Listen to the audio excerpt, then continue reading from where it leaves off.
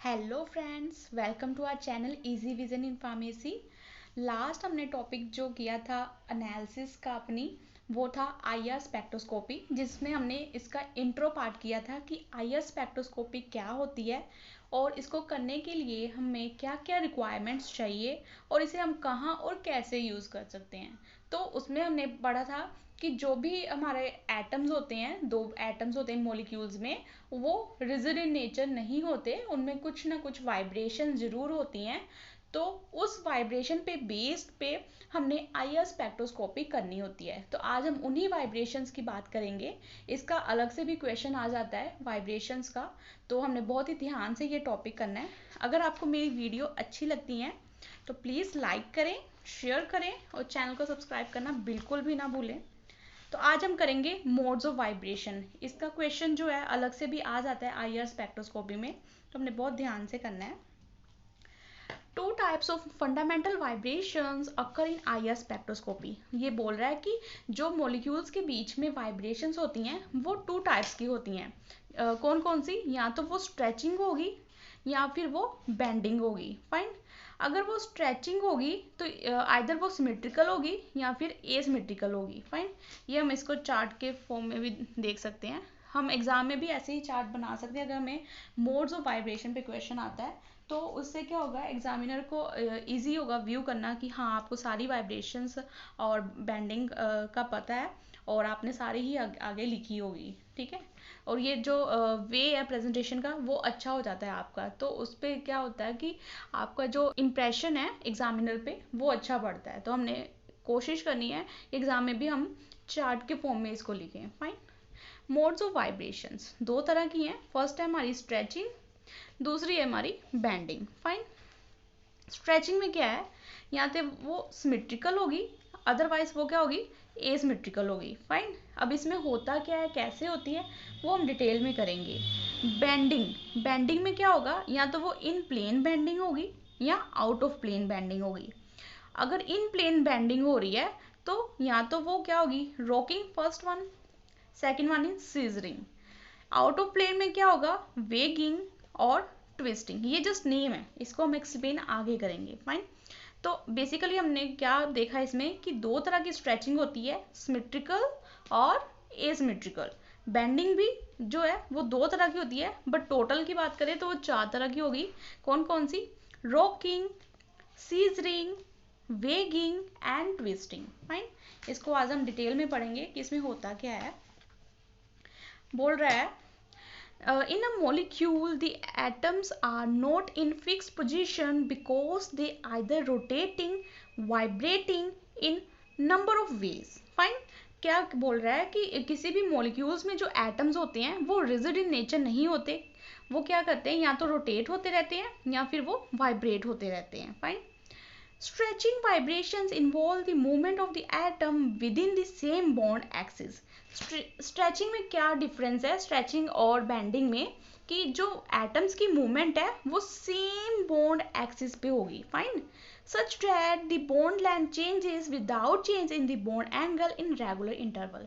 इससे क्या होगा कि उसकी लेंथ तो चेंज होगी लेकिन जो उसकी एंगल है वो नहीं चेंज होगा। स्ट्रेचिंग मतलब स्ट्रेच करना, जैसे इलास्टिक होती है। अगर हमने जैसे ये है, मान लो ये इलास्टिक का पीस है, ये इसका एक एंड है, ये इसका दूसरा एंड, ए और बी। अगर हम इसको स्ट्रेच करते हैं तो क्या होगा, इसकी लेंथ पे डिफरेंस आ रहा है, वो बढ़ रही है और कम हो रही है, स्ट्रेच ही हो रही है, स्ट्रेच हो रहा है ना। तो ये क्या हो रहा है, स्ट्रेच हो रही है, लेकिन इसका एंगल तो नहीं चेंज हो रहा, एंगल वॉज द सेम। ठीक है, सेम बॉन्ड एक्सिस पे ही जो है स्ट्रेचिंग हो रही है, इसको बोलेंगे हम स्ट्रेचिंग। ये नॉर्मल उसने बात की है, जैसे कार्बन और हाइड्रोजन के बीच में कोवलेंट बॉन्ड है तो उसके बीच में स्ट्रेचिंग हो सकती है। फाइन। ये जस्ट एग्जाम्पल है, इसको हमने ऐसे एक्सप्लेन करना है। जितनी ज़्यादा एग्जाम्पल्स के साथ एक्सप्लेन करोगे उतना ज़्यादा प्रेजेंटिव आपका जो है एग्जाम लगता है। उसके बाद फर्स्ट हमारी क्या आती है स्ट्रेचिंग में, सिमेट्रिकल स्ट्रेचिंग। दो तरह की स्ट्रेचिंग होती है, हमने देखा था, सिमेट्रिकल और एसिमेट्रिकल।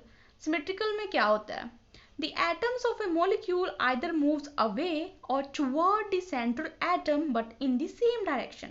क्या होगा कि जो एटम्स हैं वो यहाँ एक टाइम पे क्या आएंगे, पास आ जाएंगे, और दूसरे टाइम पे क्या होंगे, दूर चले जाएंगे, जैसे इसमें हो रहा है, ये देखो एक टाइम पे क्या होगा, ये दोनों ऐसे पास आ जाएंगे, फाइन, और एक टाइम पे क्या होगा, ये दोनों दूर चले जाएंगे। ये जैसे कि ये ऐसे दोनों इसकी पोजीशन से कुछ इस तरह से है, ठीक है। एक टाइम पे ये ऐसे पास आएंगे और एक टाइम पे ये ऐसे दूर चले जाएंगे। इसकी मूवमेंट ऐसे होगी स्ट्रेचिंग में। कौन सी? सिमेट्रिकल स्ट्रेचिंग में। उसके बाद आती है हमारी एसिमेट्रिकल। एसिमेट्रिकल स्ट्रेचिंग में क्या होगा? Asymmetrical stretching, one atom approach toward the central atom while other departs from it. Fine. इसमें क्या होगा, एक तो सेंट्रल एटम के पास चला जाएगा और दूसरा उससे दूर चला जाएगा। इसको और डिटेल में देखते हैं। In asymmetrical stretching, vibrations out of two atoms bonded to the central atom, one atom moves away from the central atom where another atom moves toward it and vice versa. क्या होगा, एक atom जो है central atom के पास है, जैसे ये एक इधर आ रहा है और एक इधर जा रहा है, ठीक है। मतलब एक क्या, ये हमारा सेंट्रल एटम है, इसको नहीं छेड़ना हमने, ठीक है। ये ऐसे ही रहेगा। अब जो जिसमें वाइब्रेशंस हो रही हैं, एक टाइम पे क्या होगा कि एक पास आ जाएगा, एक दूर चला जाएगा। उसमें क्या हो रहा था, दोनों एक टाइम पे पास आ रहे थे और दोनों ही एक टाइम पे दूर जा रहे थे। सिमेट्रिकल। एसिमेट्रिकल नाम से ये कि सिमेट्री नहीं है इन दोनों में, तो एक टाइम पे एक पास आ जाएगा, एक दूर चला जाएगा, ठीक है। उसके बाद आ जाती है बेंडिंग। बेंडिंग में क्या होता है, इसमें जो एटम्स की मूवमेंट है वो कैसे होगी? The atoms which are attached to a common central atom such that there is change in bond axis and bond angle of each individual atom without change in their bond length. इसमें क्या होगा, opposite हो गया। Stretching में हमने क्या पढ़ा? Stretching में हमने पढ़ा कि उसकी जो लेंथ है उसमें जो है डिफरेंस आएगा, वो चेंज होगी, लेकिन जो उसका बॉन्ड एंगल है वो चेंज नहीं होगा। लेकिन बेंडिंग में क्या होगा कि उसका बॉन्ड एंगल चेंज होगा, लेकिन उसकी जो लेंथ है वो सेम रहेगी, उसमें कोई डिफरेंस नहीं आएगा। फाइन। बेंडिंग वाइब्रेशंस में होता क्या है? Bending vibration generally require less energy and occur at longer wavelength than stretching vibration. Stretching करने के लिए हमें ज़्यादा एनर्जी चाहिए होती है और बेंडिंग के लिए हमें कम एनर्जी चाहिए होती है। ये नोट करने वाला पॉइंट है कि स्ट्रेचिंग में हमें ज़्यादा एनर्जी क्यों चाहिए, क्योंकि हम इलास्टिक को भी स्ट्रेच करते हैं तो हमें कितनी एनर्जी लगती है ना उसको स्ट्रेच करने में, तो उसमें ज़्यादा एनर्जी चाहिए। बेंडिंग में जो है हमने एंगल चेंज कर रहे हैं तो उसमें कम एनर्जी चाहिए हमें। सीजरिंग, इसमें फर्स्ट बेंडिंग हमारी कौन सी होगी? इन प्लेन में सीजरिंग। सीजरिंग में क्या है कि in plane bending of atom occurs where they move back and forth, means they approach to each other. Scissoring नाम से सजेस्ट हो रहा है, जैसे सीजर होती हैं, हमने सीजर देखी है ना, तो सीजर में दो ब्लेड होते हैं, तो जब उसको कट करते हैं वो कैसे मूवमेंट होती है? Just like that scissoring bending में मूवमेंट होगी सेम, इसीलिए इसका नाम भी सीजरिंग है।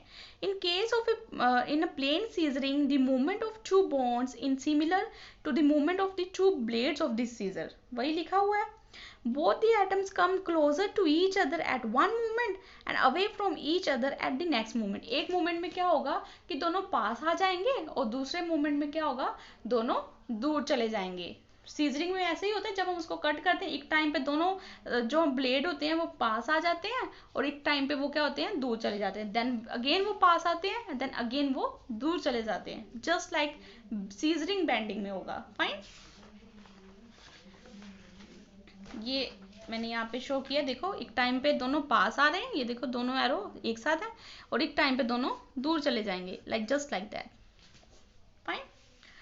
नेक्स्ट है हमारी रॉकिंग। रॉकिंग भी जो है इन प्लेन में हो रही है। In case of in plane rocking vibrations two bonds bend to the right simultaneously at one moment and in the next moment they bend to the left simultaneously.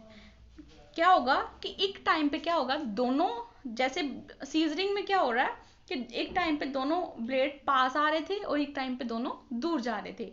Rocking में क्या होगा, थोड़ा सा डिफरेंस है कि अगर एक ब्लेड मान लो पास आ रहा है तो दूसरा क्या चले जाएगा, दूर। लेकिन दोनों की मूवमेंट क्या होगी, एक टाइम पे वो एक साइड पे जाएंगे और दूसरे टाइम पे वो दूसरी साइड, जस्ट लाइक जैसे कि दो साइड्स थी, एक लेफ्ट हैंड साइड है एक राइट हैंड साइड है, तो दोनों ब्लेड क्या करेंगे, एक टाइम पे वो राइट वाली साइड जाएंगे और एक टाइम पे वो क्या करेंगे, लेफ्ट वाली साइड जाएंगे। ऐसा किस में होगा, रॉकिंग में होगा। Fine. They bend occur in the same plane में वो बेंड होंगे, जस्ट लाइक दैट। ये सेंट्रल एटम है, अब इसकी ये मान लो ब्लेड है, ये हमने जस्ट माना है, ये क्या है एक्चुअल में, ये क्या है, एटम्स हम शो कर रहे हैं, ठीक है।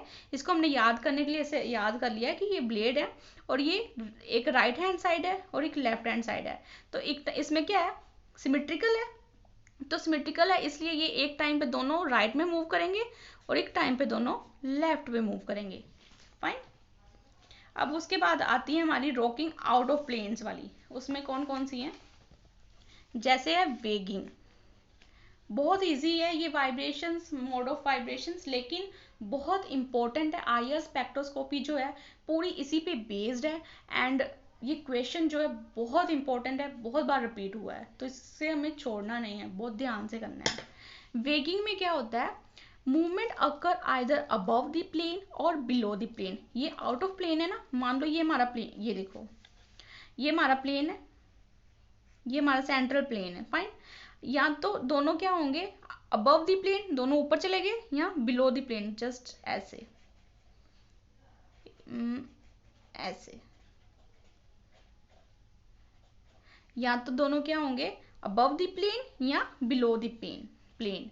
In weighing, at one moment both the atoms go in front of the original plane and in the next moment both the atoms go behind the original plane.